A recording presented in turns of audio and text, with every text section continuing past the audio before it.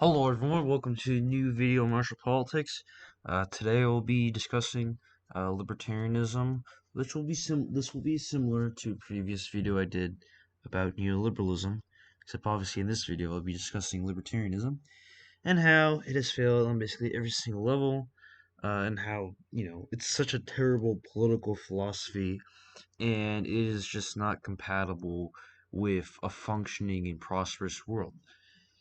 So there's like I want to talk about more first about like the philosophy of libertarianism, which basically enshrines individuality and that like people should be independent or whatever, and like no one should enforce what they do, which again is ridiculous because people do very terrible things, and you need someone to stop that, whether it be a large corporation oppressing its workers, or some shooter that, imagine there's like such a limited government, there's very limited police funding, and there's a shooter and he kills, I don't know, 15 people, let's say. You need someone to stop that, right? I mean, again, that's kind of an extreme example, but um, again, libertarianism, things like this, it's just like it's not even a concern because personal liberty, blah blah blah blah blah nonsense. So basically, libertarians, in terms of social policy, of course they support the legalization of marijuana, basically every other bunch of other drugs. Um, Tolerance of abortions, since they said abortions a decision for the individual to make or whatever. It's complete nonsense. uh, Mass criminal justice reform, of course, mass immigration as well. That's a very big one. That again, that will depress workers' wages, and of course, it will undermine the stability of the country overall. I did cover immigration in a previous video. I will actually link that. I'll put a card here, so you guys can watch that. So you'll hear me discuss that issue. Um, Same-sex marriage, of course, various other things. Basically, libertarians just let the individual to do whatever they want, almost no matter what. Honestly, I mean, like oppress your workers. That's like, yeah, I have this tweet on the screen right here from the Cato Institute. Why you shouldn't knock so-called sweatshops if you care about women's empowerment. So it's just so funny because it's like, oh yeah, women's empowerment. It ties in with the thing about this tweet is it combines the terrible right-wing economic philosophy with left-wing identity politics, and it's just like it's so incomprehensible to how someone could see this and agree with it. I really hope those likes are ironic. I mean, like, I saw this morning and I was like, oh my god. I've like I've seen a lot of terrible things from libertarians, but just like openly supporting child, like this is literally a picture of child labor, I think in India or Pakistan or whatever. Um, it's just God, you literally just support child labor or something? Freedom of the individual, huh? It's unbelievable, really. Um, but again, the thing is with libertarianism, God, I keep going like, uh, I was going to get to the social. Let me get back to more of the economic stuff. Um, so of course, if in terms of economics, I mean, I've kind of alluded to what they support here. I mean, of course, basically no regulations, no taxes for anyone, which is bad if you're not even taxing the rich while they basically profit from everything else. Uh, it's just unbelievable. And again, really, really, in the end, I mentioned that I've sent tweets about this on Twitter before. That basically libertarianism, it only ensures the prosperity of corporations and you know select group of people. People who control all our major institutions and uh, things of wealth, it's that only benefits them. It doesn't benefit regular people, despite because if you think about it, like if you look at the surface of libertarian ideology, it looks like very populistic, I guess you could say. But like it's in the sense that like you're free to do whatever you want, but it's like the government isn't going to do anything for you. You're by yourself. There's no one there. It's just completely unbelievable.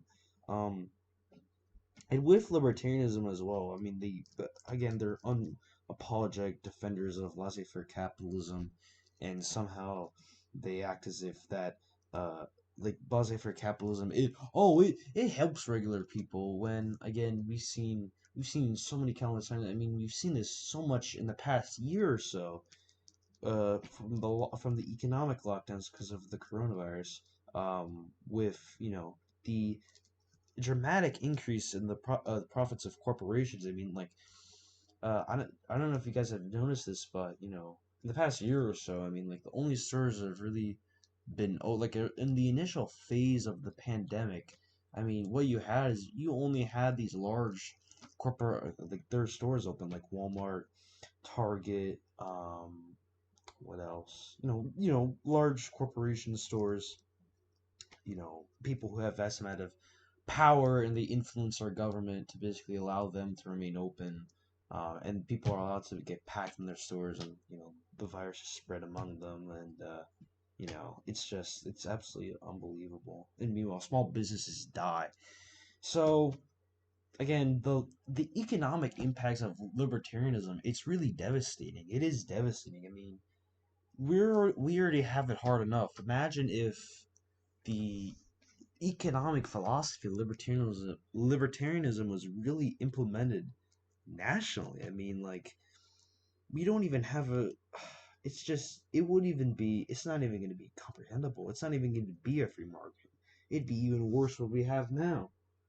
I mean, like corporations will just rule everything. And who are they accountable to? Who are corporations accountable to? They're accountable to no one because they're unelected, because they're not elected, or they're not like it's just so hilarious because it reminds me. I'm just thinking of the funny libertarian argument that like, oh, uh the corporations, oh, they won't oppress their workers or hurt communities or whatever, because they have to be accountable to these people, or else they're going to lose business, which is, again, it's absolutely nonsense. I mentioned this in a previous video. I mentioned Amazon and how I've seen recently, like the truck drivers, they're literally pissing in water bottles and plastic water bottles, and they're literally throwing on the side of the road.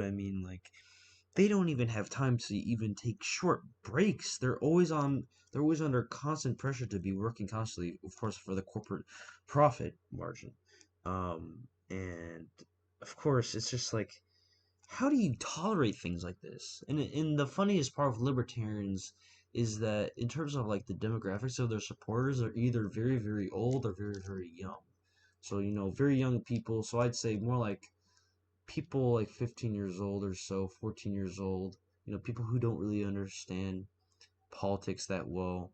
Um, they basically support, the right wing economic philosophy, and uh, the terrible economic philosophy that has allowed the middle class to basically disintegrate completely.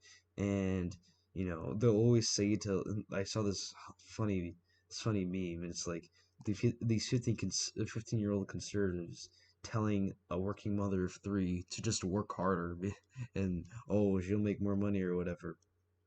And it's just absolutely idiotic. For old people, it really just has to do like, you know, old people, they're very right wing on pretty much everything, uh, especially on like economics. I'd say that's kind of universal. Even the neoliberals too, they basically support the economic status quo, essentially, and it's absolutely ridiculous. And the Libertarian supporters are absolutely idiotic. I mean, if you even attempted to debate one, I mean, it's just like absolutely pointless because, again, with libertarianism, it's just like it fails on pretty much every single level imaginable. There isn't like the only thing I can think of where libertarians are even right is with like foreign policy where they're non-interventionists. That's literally the only issue they're correct on. Um, it's just it's just absolutely abysmal. They're wrong on every single issue after issue. And there's even I have some more stuff over here. You'll even have this is an article from I think the Mises Institute. So the article is called "Is Price Gouging a Problem?" So essentially, it's like they try to do like this sort of they try to like jump around like pivot off to some like these stupid arguments. So of course, like the thing I always find so consistent like among people who espouse right wing economic philosophy is that they always mention like, oh, you haven't read basic economics or whatever, when you really don't need to read. Like, it's not that difficult to understand. You need an economic system that benefits the middle class and the majority of the people of the country. Regular people, not corporations and rich individuals. Like, it's not even that hard to understand. But they always are like, oh, these economic plans they're impossible to implement, blah blah blah. Absolute nonsense. It's the same thing over and over and over again. And here, essentially, basically defending price gouging. I mean, like, you can't. They basically embrace every single terrible practice of laissez-faire capitalism, and act like, oh, this is the system for the majority that works for the majority of the people. When again, we're the s- we're basically we're basically serving the markets. That's what they're doing. That's what it is. The economic system should serve the individuals who participate in it. For again, this is such a common sense argument. You guys have probably heard this before, but again, the economic system that we have, it should work for the people, the majority of the people, where average working class people can live a happy and prosperous life with a family, and there won't be, tremendous economic problems or, things that hurt the prosperity of the American family, which again is I'd say the building block of, this of the society. So again, this is just one example. I mean, they basically embrace every single terrible um, philosophy, economic philosophy, because of course they're railing on economic issues. So here, the good thing with libertarianism is that really no one really identifies with it. This is like right here. This is the Gary Johnson's 2016 run, which I'd say. I mean, it's not really comparable since, in my opinion, this high third party vote was really only caused by how many people just hated Donald Trump and Hillary Clinton in 2016, wouldn't vote for either of them. So you had like tremendous increases in the uh, amount of votes for the Libertarian and Green parties. So in 2016, Gary Johnson got 4.4 million votes, but in 2020, last year, Jo Jorgensen, the massive decrease, over 50%, way over 50%. I think that's actually, yeah, that's like 3.6 million votes roughly. That's quite a lot of votes just gone. And the thing is, like, this is like for the average, I'd honestly expect them to not even get 1% of the vote. Because, like, again, libertarians, like, no one identifies with this garbage. I mean, here I have this chart here from the 2016 electorate. So basically, on this side here, you have the social identity. This is going upwards, and then the horizontal one. This is the economic one. So you can clearly see here um this would be the economic, this is most conservative. So this is where like libertarians would be. So like most libertarians, they're kind of like around here or so. You can see that there's not that many dots here. Most of the dots are centered around here. Of course, like more here in the center. For me, I'd probably consider it to be, let's see, probably around like here or so, actually. Probably, yeah, probably upward here. I find these blue dots pretty hilarious though. Like they're basically nozzles essentially. But um, yeah. But anyways, though, this is sidetracking there.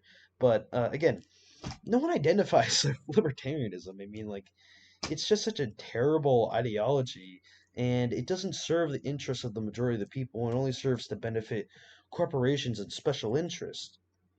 So, I mean, I even have another article from here, also from the Mises Institute. So it says what Clarence Thomas gets wrong about big tech. So basically, Clarence Thomas basically said that big tech corporations, they should be like their platforms should be treated as like public utilities, and subject uh to government like regulation. And it's just so terrible because of course they're opposed to this. I mean, like Connor Summers is like, I think he's definitely like the best uh Supreme Court justice currently, definitely by far. It's not, I mean, it's not even close. Definitely very, very good Supreme Court justice. And this is another issue he was completely right on. And of course, you have this terrible libertarian uh, article basically argues against, of course, regulation of any kind, because libertarians, as you can see, that as, of course, an overreach of government power. Typical garbage arguments. Uh, but again, what I really want to get to is with, you know, how sincere are you like with enforcing what you value in a society?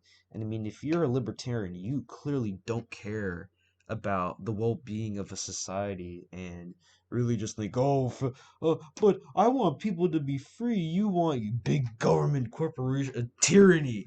Oh, it's so terrible. But really, at the end of the day, what libertarianism is, it's corporate oligarchy. As if we don't even have a corporate oligarchy already. It's absolutely abysmal right now.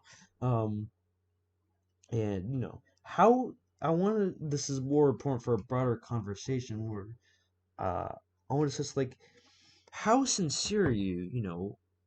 Right wing people out there. How sincere are you with enforcing what you believe in, like with right wing social policies, you know, enforcement of no, all the garbage, neoliberal left wing identity politics garbage, and basically supporting all these terrible things like, the basic freedom to have an abortion, same sex marriage, affirmative action, terrible things like these.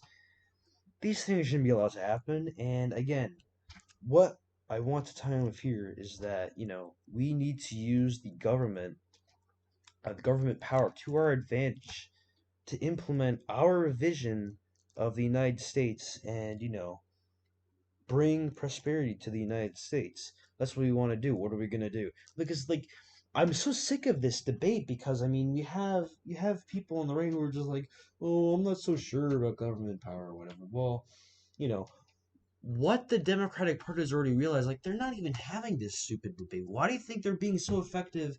And that basically we've faced consistent defeat after defeat to the to the neoliberals who basically control every single major government institution and place of power. Why do we think that's happening? Because we're not using our power effectively. We're not making bold government decisions. Putting our people in positions of power.